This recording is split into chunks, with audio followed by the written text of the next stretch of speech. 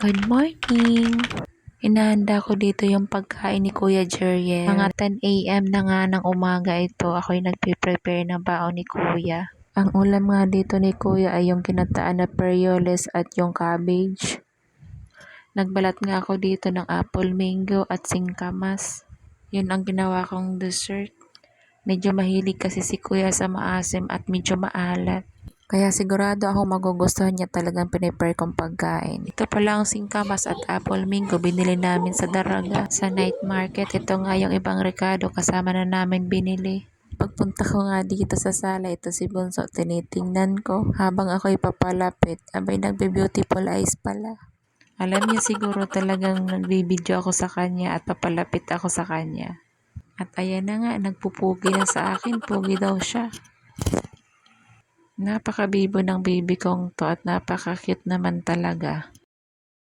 Paalis na nga kami ng mga oras na yan, kaya panay ang pakit sa akin.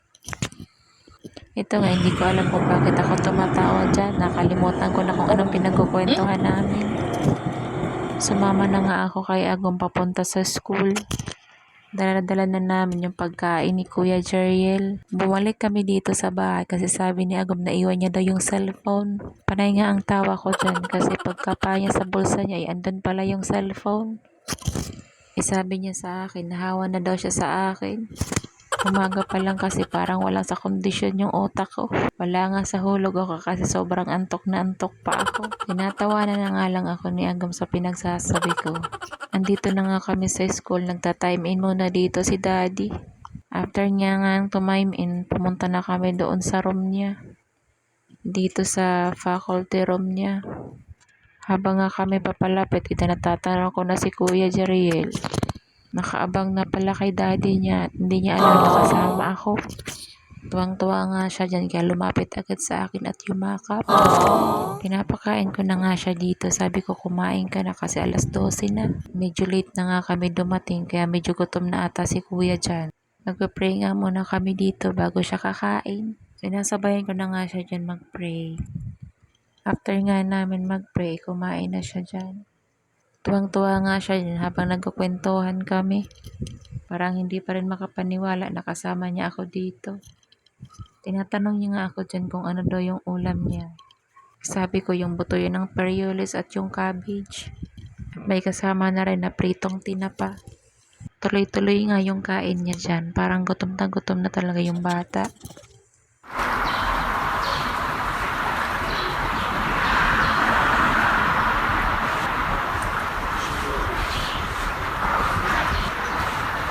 Medyo napapangwi na nga ako dito kasi sobra talaga tong asim na kinakain namin ni Kuyang Mangga. After nga ni Kuyang kumain, ito na sige Daddy, natin na kami palabas. Pagdating nga namin dito sa labasan, may nakita kaming tinuturo nga to sa amin ni Daddy na bumili daw kami ni Kuya Jeriel ng ice crumble. Itong si Kuya Jeriel, abay tuwang-tuwa rin. Sobrang init din naman kasi ng mga oras na yan. Pinapapili ko nga siya dyan kung anong gusto niyang flavor. Pinili niya nga dyan yung chocolate, akin naman yung strawberry.